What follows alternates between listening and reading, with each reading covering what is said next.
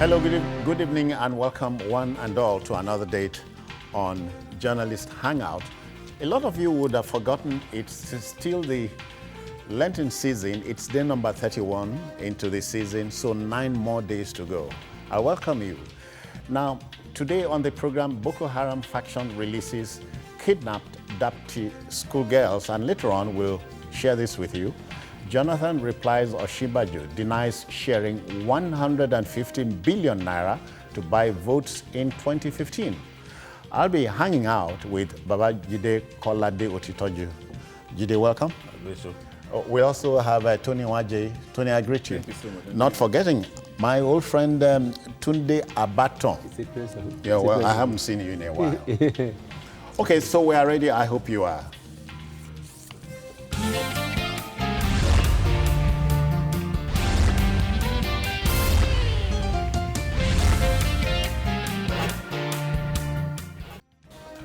Okay, then let's go. The feeling at Dapchi, Yobe State, is, as indeed around the country, is, not particularly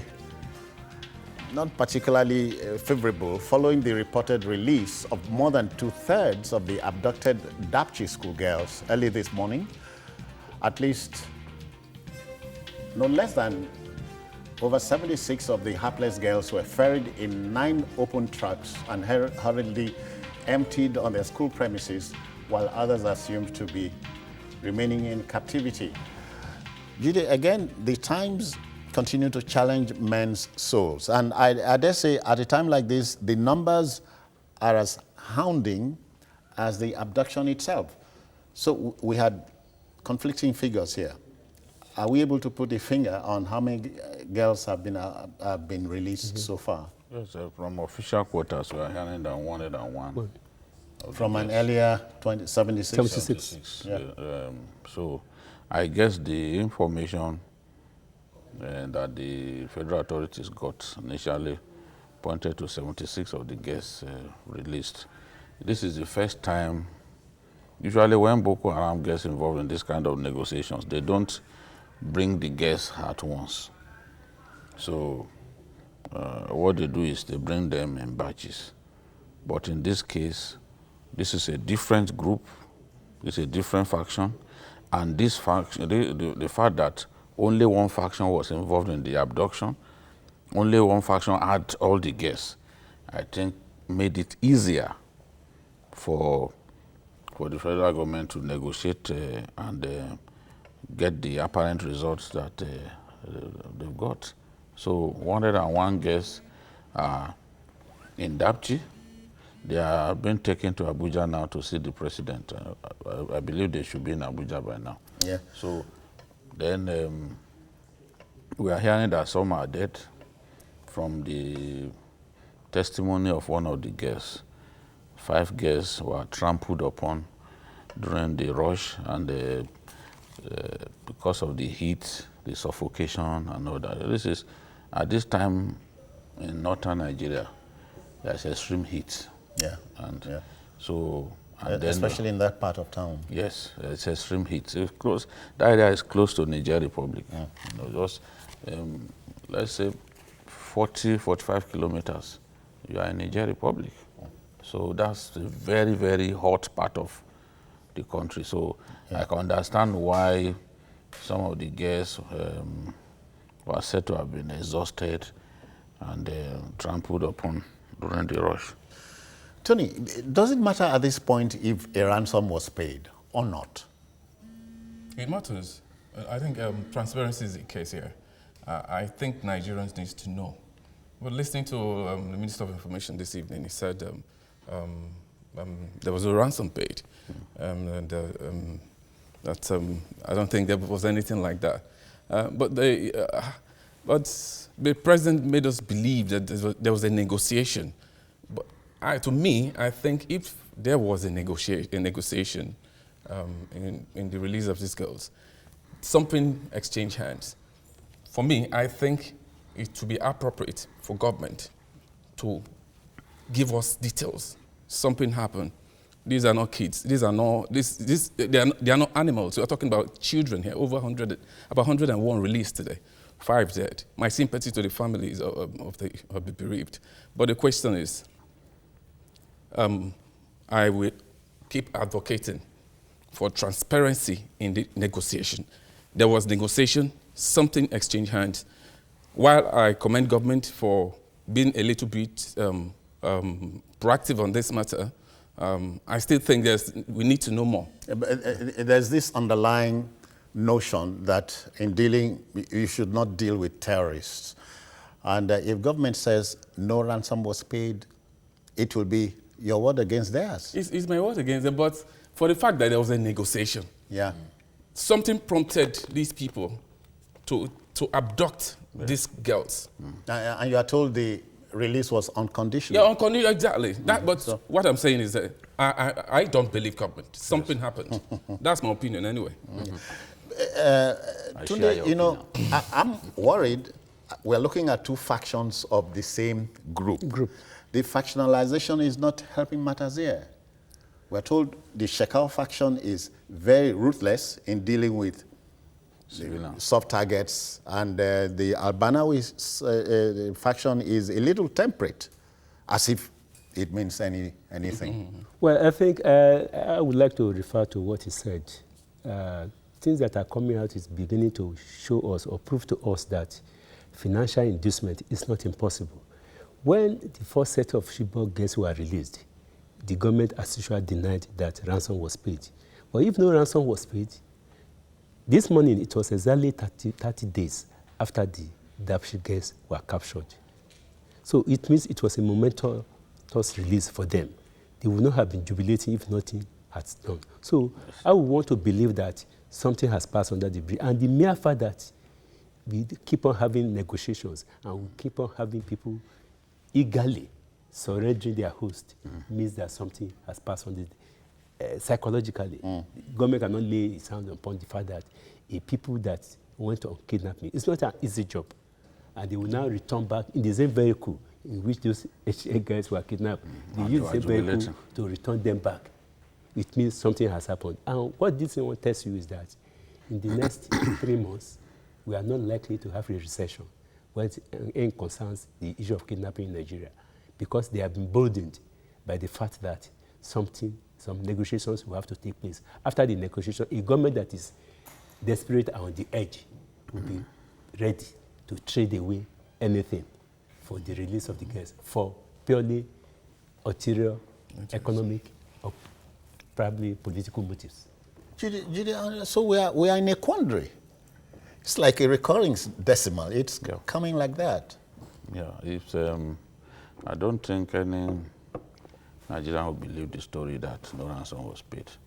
If I were the Minister of Defense, because the Minister of Defense, when I want to know what is happening in government, I listen to that man. The Minister of Defense wants to say something, wants to not say something, but in saying something, he gives himself away. Now, I will go back to you talk less and say more. In trying to not say a particular thing, he ends up saying what he shouldn't have said. I will give an example. Sometime, I think in 2016, this same Minister of Defense said, no, we've defeated Boko Haram, but they still operate freely in 3 local governments. So, what is the meaning of that? The president did say that. If they still operate freely in 3 local governments, that means they are still holding on to some Nigerian territory. Because that's what it means.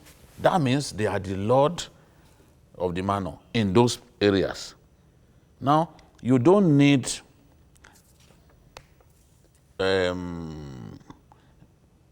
extraordinary skills to know that what he wanted to say was, yes, in 3 local governments, they are still giving us problems. We've not been able to put them under control in those 3 local governments. So I thanked him, because while the military and some other people will tell us, oh, they are not holding on to any territory, something that we know and God knows is a lie, he inadvertently said in 3 local governments, and I thank him for that, because we want the truth. Then A few days back, this minister told us that within 2 weeks, Yes. that the girls will be released. And I'm like, yes, that means they've made progress in their negotiations. Yeah.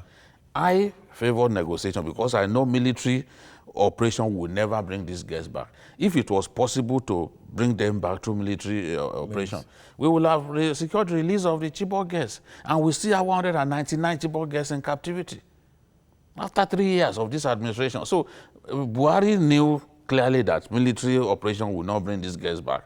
In any case, some of them could be killed in a military operation. So he said, we are going to negotiate. So the question is, what are the terms of the negotiation? A very bloody... You think that's for public consumption? No. I'm not. I am saying that when you say you want to negotiate, Yeah. then what are the terms? If you want me to believe now that nothing, you didn't exchange anything. In any case, I was told the same story some time ago that no exchange was made. But the BBC did a story saying that 2 million euros was what was paid. The truth is, you are dealing with a very bloody, very bloodthirsty terrorist group. Then you want to take something from them. You expect that they will just give it like that without taking anything from you in return. It never happens. Once you want to negotiate with them, they will say, okay, we have some of our fighters that you have detained. These are the prisons. They will give you a list. They don't want to even talk to you. They want to talk to either the Swiss government or the Red Cross. Yes. That's the third party. Then they will say, oh yeah, these are the prisons where you've kept them. They have information. We will now go and release some of them, bomb makers and other or commanders of Boko Haram, and then they will still ask for money. Yeah, that's it. Yeah, exactly. They are in the position of strength because for every day, every time you come here, you talk about many days those girls have been in detention. It worries people in government when people refer to that because what you are saying is that they have failed in their responsibility of protecting the Nigerian people, and they want to show that they care. They mean well. So you pile pressure on them. That way, they quickly go and negotiate. All they want is let these guys come back alive. Yes, so that is the thing. So negotiation will give something away. The important thing is that the guys are back. Tony, again, like a tired old headmaster, I want to ask this question. Isn't it easy to cure the cause? Because Boko Haram started like a child's thing, before our eyes. Today, it's a Frankenstein. When should we start curing the cause? At the level right now, I'm scared. I don't know how it's going to be cured because all these exchanges, we exchange for their fighters, exchange of funding because they need funding to carry out these attacks, and they don't want to go bankrupt. So that occasionally is the reason for this. And then government negotiate. They negotiate. So it's going to continue. If we continue on this part, I can't see from here, from where I'm seated right now, how it's going to, end soonest. It's not going to end.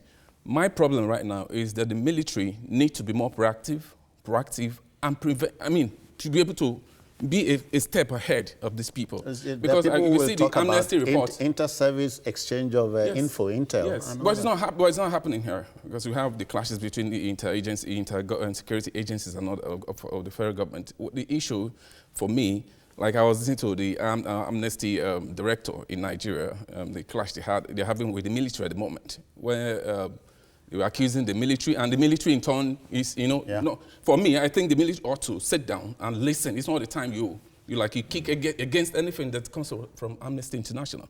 At times the truth, lies beneath. They need to be more proactive. Information was that they got an information ahead that something like this may likely happen, and they didn't act on it. And if it continues this way, and for me today, like I listened to the Minister of Information, Alhaji Lai Mohammed, and I think he said, within the period when the girls were being brought back, an operational pause was observed in certain areas to ensure free passage, and also that lives were not lost. He spoke to AFPs today. That's what happened. So, because initially I was confused, like, why would they allow 9 trucks? No, what happens is, once they are about to make this exchange, Boko Haram will make it clear that it doesn't want to see any Nigerian soldier. So what we did was to withdraw soldiers from that town, or the route that those guys will pass through. Because the sight of the military can easily get them agitated. Yeah. In the previous exchanges that we have had, this is what they will say. We don't want passages to and fro are guaranteed. Yeah, they don't. They want to be sure that, and they too will come unharmed. Okay. So to guarantee to you that, okay, as we are coming, we are not going to kill anybody. We are going to surrender these guests, and then we'll go. They usually, in previous instances, they went for border towns, Ungala, close to Cameroon. You know, it's a very big expanse of land. They went, dropped those guests. They brought those guests in those Red Cross vehicles, and then they just dropped them and went back into the bush. They want a situation in which they are going back into the bush will not be impeded in any way. So it's part of the conditions. And initially, that was what he was saying, that they paused, so that Nigerians, because I've heard some Nigerians saying, oh, yes, and when they were going, we let them go. Yes. Initially, I was thinking like that. But when I learned because some of them were still, they've not released all. Yeah. So it's part of the condition. I know if we attacked, maybe on the way going back, something, maybe it will hinder the negotiation. But my fear is, based on the question you asked, I don't know when it's going to end, based on the statistics so far. And so today, we keep going around in circles, and the Nigerian on the street, at the bus stop, in every home, high and mighty, low and middle class, keeps wondering, aren't we in a peculiar mess, if I borrow that phrase? Well, I think you're going back to 1956, where it is not too peculiar, but we're in a mess. A mess in the sense that when you have a failure of governance, failure of the institutions of governance, we have said it here several times, that when you look at our intelligence outfit, there's already a clash between all the top notches of the intelligence. Personality clash, institutional clash between intelligence agencies. So how do you now exchange information? Because this thing is about information. Like Jide said, these people, they are on top of the game, both nationally and internationally, because they operate from the border. The mere fact that they operate from the border means that they are in control of that situation. And you know that in the northern part of Nigeria and many other parts like the south, there are about maybe over 20 unmanned border posts. So when you have all these things, it means that something seriously is wrong with Nigeria. So it was something waiting to happen? It was something waiting to happen, which we never prepared for, because we never anticipated. If we anticipated it, there would have been a lot of proactive measures on the part of government. So it is not impossible. It is not impossible that we are going to live with this menace for a while very long time to come, until we are able to be proactive, until we are able to get our institutions, like the security agencies, to forget about personality and work in the interest of Nigeria. Because when the security agencies fail, conventional warfare is not fought on the ground. It's fought with logistics and intelligence. And when you fail in you mean intelligence... unconventional warfare? Unconventional warfare. Yeah. So when you fail in intelligence gathering, definitely the opponent will have an upper hand. And for the next probably few years, the Boko Haram menace is growing and waxing stronger. As they are waxing stronger, they are having more intelligence. They are having more funds, and they are in a situation whereby our political terrain is unstable. So obviously, we cannot but talk about the funding for the group. The funding for the group must be coming from somewhere. It's coming from somewhere. It's coming from, and Nigeria is not that particularly politically stable. When you don't have a politically stable country, you have all these kind of flashpoints that some people are funding for personal, purely political reasons to have an upper hand. It's unfortunate. And the one you cannot rationalize is that some living souls are gaining by this misfortune. Yes. Cash-wise and otherwise. Yeah. And so what do they want? Is it right to ask again for the umpteenth time? What do they want? You ask this question, and I'm saying that what they want is a caliphate. Is for an Islamic type of government with roots in the 13th century, instituted in our country. That is what they want, where the Sharia is strictly applied. That is what they want. On the planet, do you have any such place? There's no such place. So you are looking for a utopian state? Maybe some parts of Somalia controlled by Al-Shabaab, they can do some of those things. But you know, even the area of influence of Al-Shabaab in Somalia are shrunk. Their tactics are very similar to the tactics of our people here, the Boko Haram. So at a point, they control more than 2/3 of Somalia and left the capital of the country to the government and AU-backed forces. But the Kenyan troops and AU forces rolled the gains that they made back. And Al-Shabaab saw that death was coming. They decided to now hold on to a small part. That's exactly what Boko Haram is doing. Boko Haram has decided to close its cells in some states in northern Nigeria where they used to be very active. Kano, for example. They were very active in Kano, bombing regularly in Sabogeri and other places and getting away with it.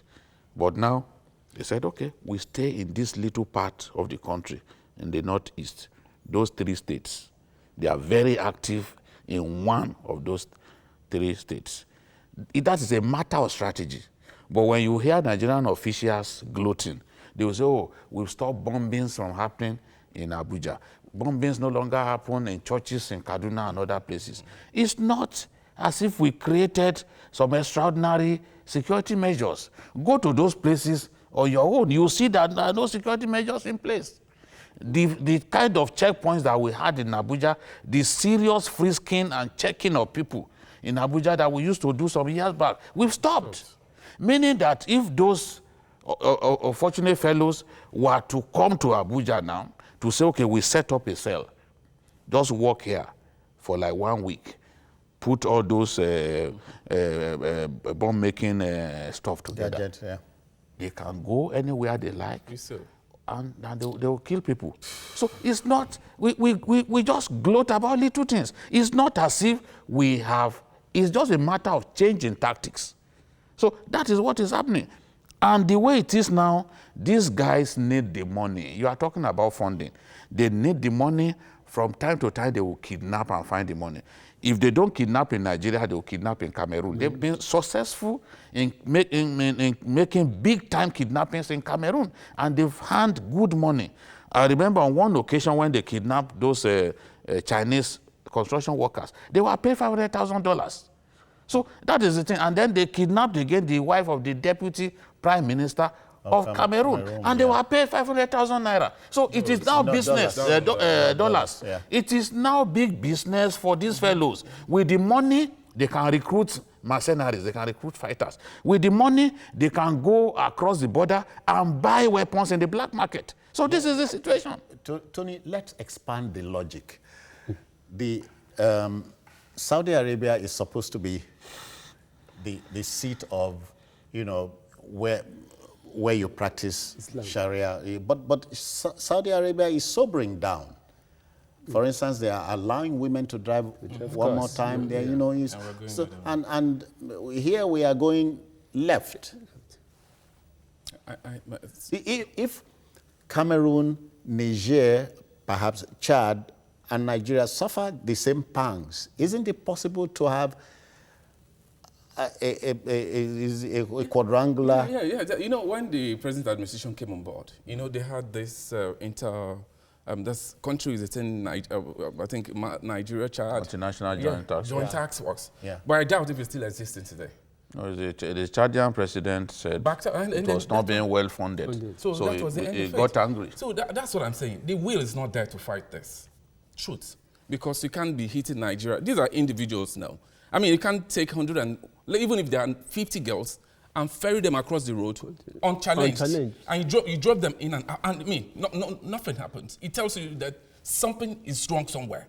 The political way to challenge this thing is not there yet.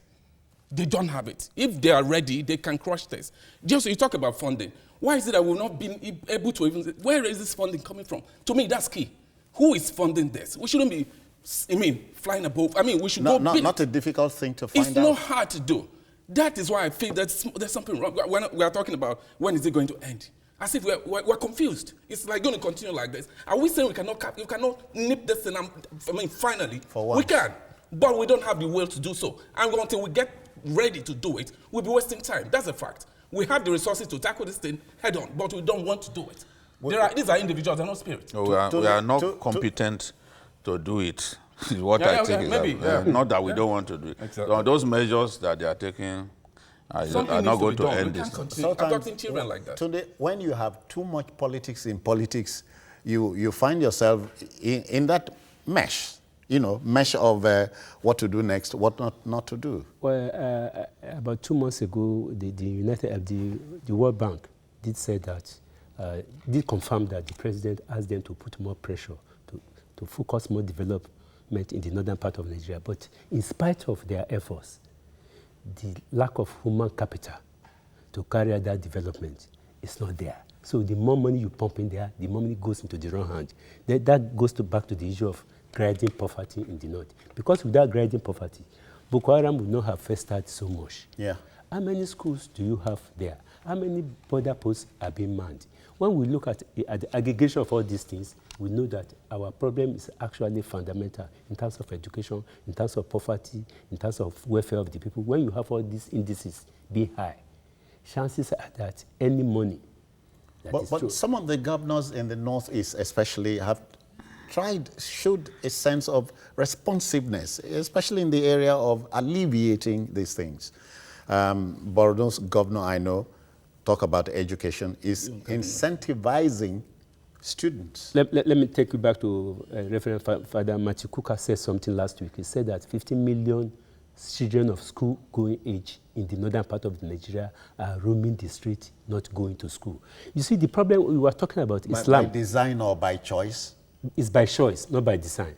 It's by choice because there's if there's no political. I'm sorry, whose the choice of the government. If there's no political, we know. The problem is that when Islam came to Nigeria, when Osman Danfodio gave them the flag, he gave them flag on one hand and Islam on the other. But unfortunately for the North, they throw away their culture because the impact of culture in many people cannot be overemphasized. Yeah. So if the culture is still very much there, nobody will say we are going to use 13th century Islam in the 21st century. You cannot come to Southwest or Southeast and use that kind of thing. People still hold their culture, irrespective of whether they are Christians or they are Muslim. But the lack of culture in the North, substituting it with that kind of Islam, has actually made this thing to fester.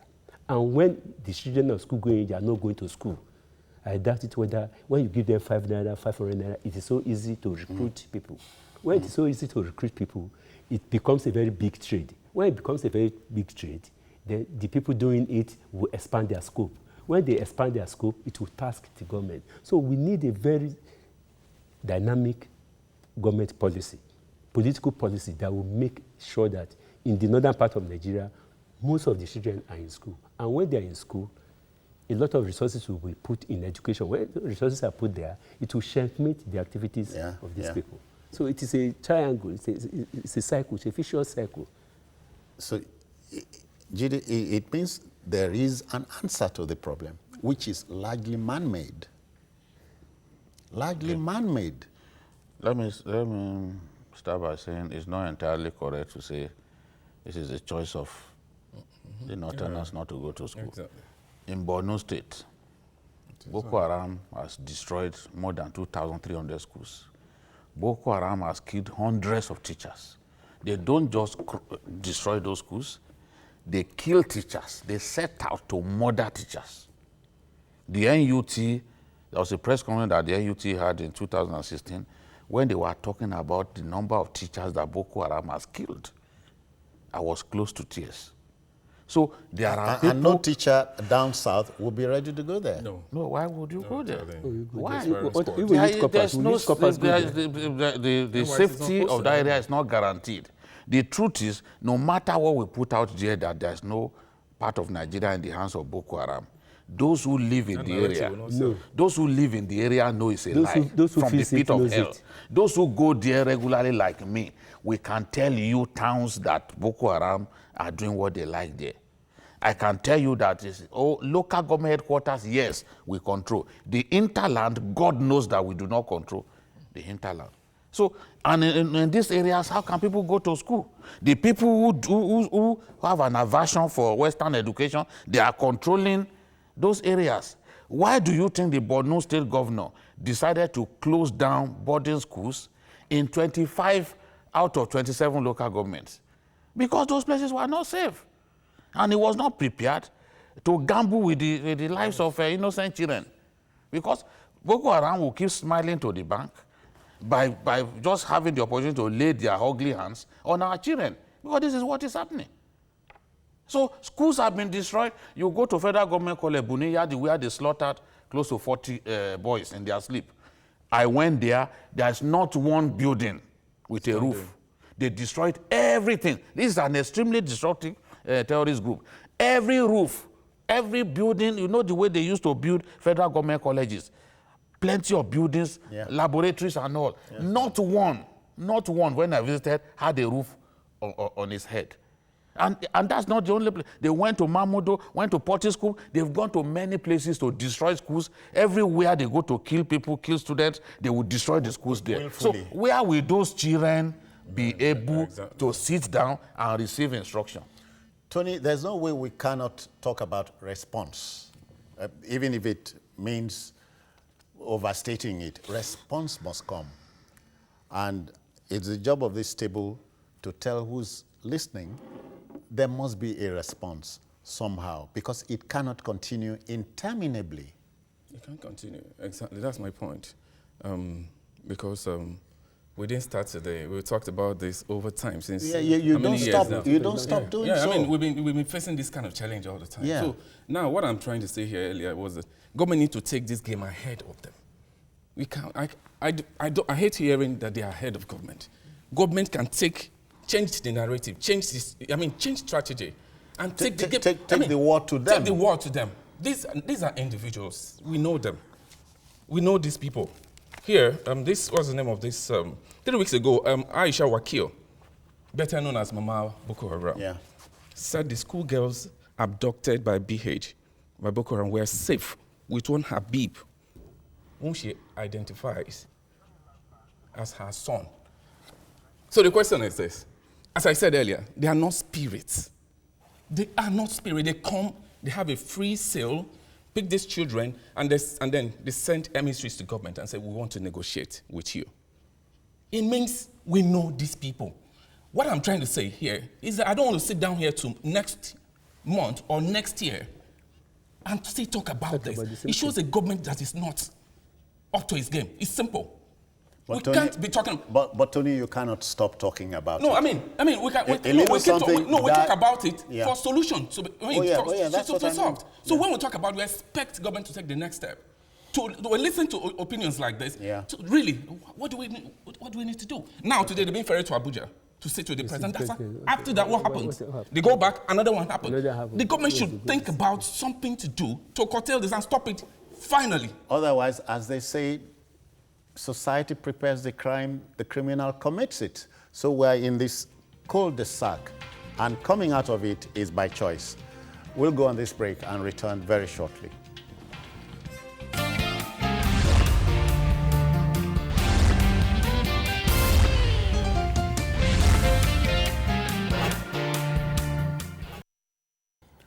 Okay then, welcome back. We have a little problem with our telephone lines, so we cannot possibly take your calls. Quickly, Jide, let's take this matter home. Yes. In 1 minute? Yeah, well, I said some time ago that I'm not an hypocrite, that if my child was amongst... If you were one, you would have told us. Yes, I will tell you. You know, I'm very honest now. If my child was amongst the guests, I will be the first to ask for government to negotiate. So whether government pays money to these people is immaterial to me. Watching those women cry, those parents cry, I think that it's a good thing that the government has been able to bring these girls home. The ones who have lost, whose children lost their lives, we pray for them. So sad, So yeah. we must commend the government for going to this length to at least put smiles on the face of those parents. Tony, drop the anchor. Yeah, on this. Yeah. Yes, I think we need to take a lesson from this. Before, when it happened, we learned that some officials were aware that something like this was going to happen. I think there should be punitive measures at the end of the day, when things like this happen. We don't just move on. Some people must take the blame for it and punish squarely, if need be. Yeah. Well, I think, like he said, who feels it knows it. It's only the parents that can know what they have, the trauma they have gone through in the past. I think the government should do more by being proactive, both in terms of intelligence gathering and a lot of things to prevent this kind of thing. It's becoming a way of life. A way of life. It is unfortunate. A horrible way of life. All right, then, let's move on. An age-old axiom credited to late Chairman Mao of China, the father of modern China, applies to our situation here. He said, let me quote him, "War is politics with bloodshed, and politics is war without bloodshed." End quote. In fixing our future, the blame for the past has refused to go away. Former President Goodluck Jonathan has dismissed insinuations by Vice President Yemi Osinbajo, beg your pardon, that he stole 150 billion naira to fix the 2015 general elections. The former number one says the current number two man lies like the devil. Politics at that level is, like as I've just told you, politics is war without bloodshed. Yes, and that's the way the PDP sees it. The PDP thinks that the APC is terrified about the prospect of losing the 2019 general elections. I don't think that the PDP will win the next election, but I sympathize. If you take us there, you'll bring us back from there. No, I'm laying the foundation for this. You see, they think that the APC is terrified, and that is why people like Osinbajo are saying this to remind Nigerians that this is what the PDP did, you know, during its years of control of the federal government. So that's why their response is bitter, because they think, oh, these people see us as a threat, so they are trying to destroy us once and for all, so that Nigerians do not see us as the alternative to the APC government. It's just, this is how they are thinking, because I get to talk to them. This is how they are thinking, and they think that Osinbajo has come up with this story of 150 billion. Shared within 2 weeks. Now, the truth for me, I'm not impressed with what the Vice President has said. If you are aware that a government did this to the Nigerian people, and we are going through the hell that we are going through now, the economy is not working, people are suffering, people are losing jobs, what have you done about the man who is at the center of this? If Goodluck Jonathan, if you feel strongly that Goodluck Jonathan looted Nigeria dry, as we say all the time, people in the APC administration say all the time, why haven't you arrested him? Is it an aberration to arrest the former president and put him on trial? Did it not just happen in France? So if you have all these facts, Osinbajo is a lawyer, just as they said, you know, and all his career is been someone who plays so much accent on evidence. So prepare the evidence and take this man before a court of law. Prepare your fact sheet. Yes, take this man, take Goodluck Jonathan. It shouldn't be his wife alone that will be harassing. If, as president of the country, he allowed all of that to happen, and you are sure, then why are you letting him walk up and down?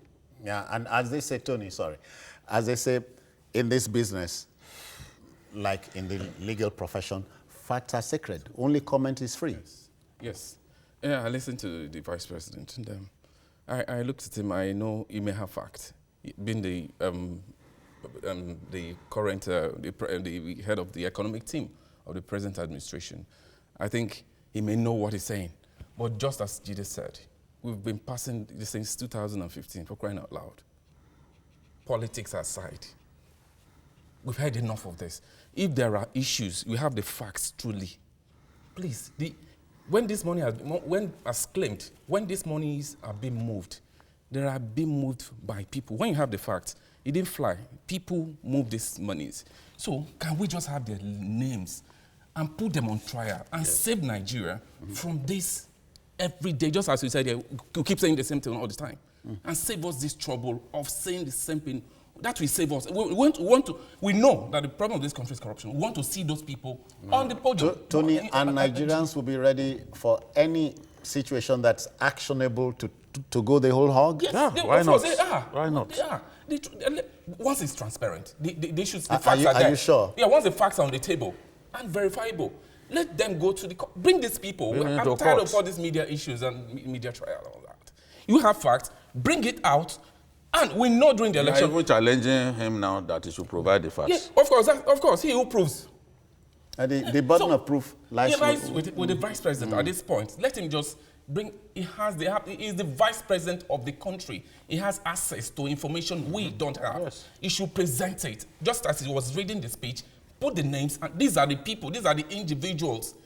This is how they move the money. This one moved from the account A to B, from B to C, and just give us details. Because the breakdown... Give us the breakdown and let us because forward. the breakdown he gave suggested that he was speaking from a source of... Let me just read it. He Okay. said, in one single transaction, a few weeks to the election We know. in 2015, 100 billion naira and $295 million were just frittered away.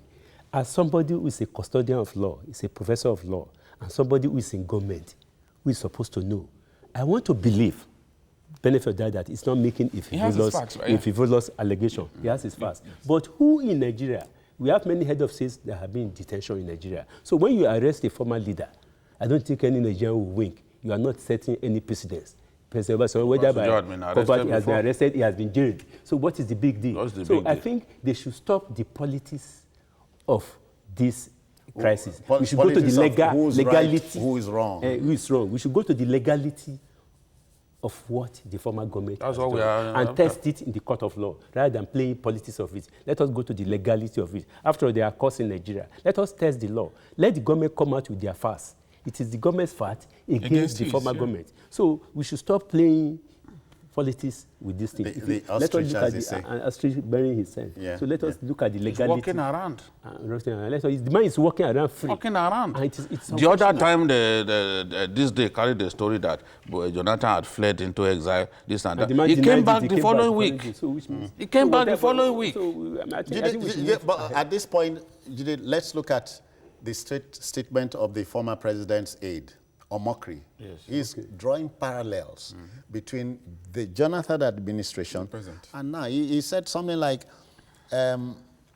between May 6, 2010 and May 29, 2015, President Jonathan expended $10 billion on infrastructure. I talked about the 187-kilometer Abuja-Kaduna rail line and so on. What has this government done? You see, the government is slow to deliver on its promises, no doubt about it. When Fashola said that Jonathan's regime built more roads than any regime before it, it's on record that he said that the first press conference that he addressed as Minister of Works. So when you say that as a key member of this administration, you've given them, I'm not saying it's not good to be objective. You've given them ammunition. Any day you get up to say they didn't spend so much money on infrastructure, they will point to what the minister said. I'm not blaming Fashola for saying what he said. Because Fashola is not an APC minister. No, he's not even a politician in the real sense. He is at best a technocrat, you know? In politics. In politics. So he said that. And when people asked him, what's wrong with this power, this thing, he said, I will proceed with the power roadmap of Goodluck Jonathan. That means that he also saw something good about that power roadmap. So it is not a government that completely didn't do anything. That is my quarrel with some Nigerians. Yeah, trouble Who is... will not see anything good in another trouble person. is the loopholes and so on. Yeah, but the truth is, if we have evidence that these people misbehaved this much, because I see some people on Facebook, they will say, why is this still going around? If we have evidence, it is not for us to go and be reading speeches. No.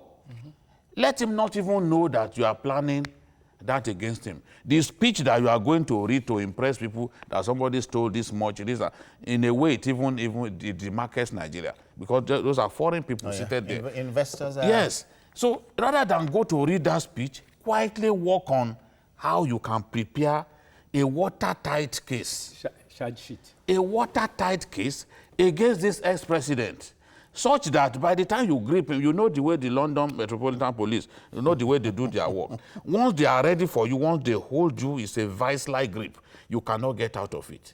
Ibori can tell the rest of the story. So that's the sort of thing that I want. These London Mets have refused to put Alison Madueke on trial after seizing Madueke's passport for 3 years, because they are still working. By the time they are ready, and they say, Alison Madueke, you have a case to answer. I'm sorry, we are taking you to court today.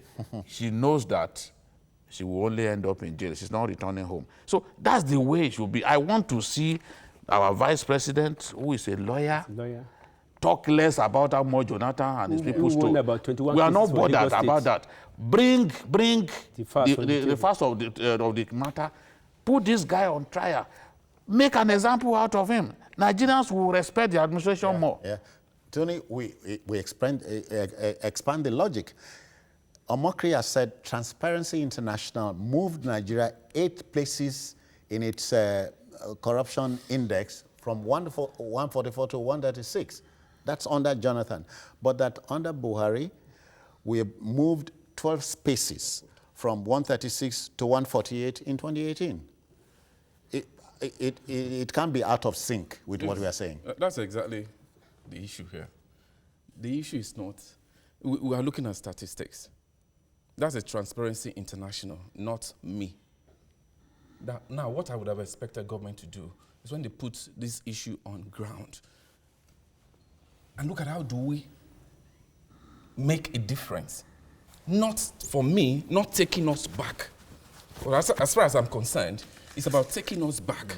And it's all in preparation to 2019 election, which shouldn't be. This administration is going to be 3 years in May. So we still have about 1 year to go. Nigeria needs development, massive one, infrastructural growth. We need it in all sectors. So me, this is pure politics, and we don't need it now. What Nigerians voted for was change, and we need the change just like yesterday. But right now, I'm just too surprised that we're going through this route. That is not what we need. I don't expect the vice. No, I read it and I mean, the vice president doesn't drop words like that. I'm so shocked, and I concluded that it's simply based on the election coming up. Everybody's paranoid. It's not the first time that maybe not. Otherwise, Tunde, I was going to say, in politics, nothing happens by accident. If it so happens, it was planned to be so. Are you surprised at this? Well, I'm not surprised because the government, like I said before, has made politics, more of politics out of the corruption case. We are referring to the Transparency International. Their report in 2014 was based on the facts they have. But based on the revelations by this government, disclosures by this government in the last 3 years, that takes us back to... It has taken us back. Yeah. So if it has taken us back, what have we done to make sure that there's no recurrence? How many convictions do we many have? convictions have we had? If the government, unfortunately, the National Assembly refused to pass the law that would have allowed us to have trial in all the states, that is also another political miscalculation by the presidency. We'll come back to that later. Not an accident. No, not an accident. It's a political miscalculation. Because when you have a wrong leadership, you cannot try the same set of people. So what we are saying is that the government, we should just stop the politics of this. As a legal luminary, which the vice president was. He won 21 cases against President Obasanjo for Lagos State government. And for him to do that is not a mean feat. So let us test our law by the facts at the disposal of this government. Because the vice president is somebody who he sleeps law, he drinks law, he knows law, and he knows the practice of law. Let us test all the evidences we have, so that at the end of the day, and demonstrate at the court. Demonstrate that. I hope none of us here is prejudging or judging him. We are not. Maybe, so more like taking the wind from the sail. Don't you think he has a little something up his sleeves? Well, if he has it up his sleeve, let him prepare the let charge sheet. Let him take it to court. Let him take it to court. Jide, we must begin to take this home. That's where it will end up. How do we take or it? are those revelations meant to just titillate our people? If the intention is just to show that these people, they stole so much, then the other intention should be to put them to shame. How do we put them to shame? We put them through the legal process, and if they deserve to be jailed, they will end up in Kirikiri. They talk about name and shame. Yes, and your former governor built an excellent prison, you know, in Akwa Ibom. Yeah, yes. You know, so if they think that the prisons here in the southwest are too old, there is a 5-star prison that your former governor built. At least also we five-star beat your state too. Kogi in that regard. So Also, we just go... And to complement it, No, we also have I'm looking for a five-star good place for them. oh, come on. This big-time politician. And you think Akwa Ibom is... No, yes, the most modern prison in today's Nigeria is in Akwa Ibom. to complement that prison. What a qualification. To complement that prison. You also be the best hospital. Ignore him. Where the people will be taken. But Tony, take it home. Time is tight. No, I just want to implore the federal government and the opposition party to just take it. They should take it cool. Nigerians need development. Politics. When it's time to play politics, let's play. For right now, we need to make progress. Well, I think I will more or less ask the federal government to walk the talk rather than play the politics. Okay. Rather than talk politics. Let us walk the talk and see that Nigeria is moving forward. They are taking us backward. All right, that will just about do it today, but not before I had thanked Babajide Kolade Otitojo. Thank you for your time. Thank you. Tony Waje, many thanks for coming. Thank you so and of course, Tunde Abaton. Yes, All right, we are at the crossroads. At a point like this, we don't need an APC solution or a PDP solution. We need a solution that will solve our problems once and for all time. And we must rest the program here for today. There's another one tomorrow, but join us for the repeat of this particular one at 11 tonight. And also watch Journalist Hangout on other platforms showing on the screen and on YouTube at youtube.com/TVC News Nigeria. Our feedback channel is Journalist Hangout at tvcnews.tv. I am Citizen Jones Hussein. Many thanks for your time. Bye-bye now.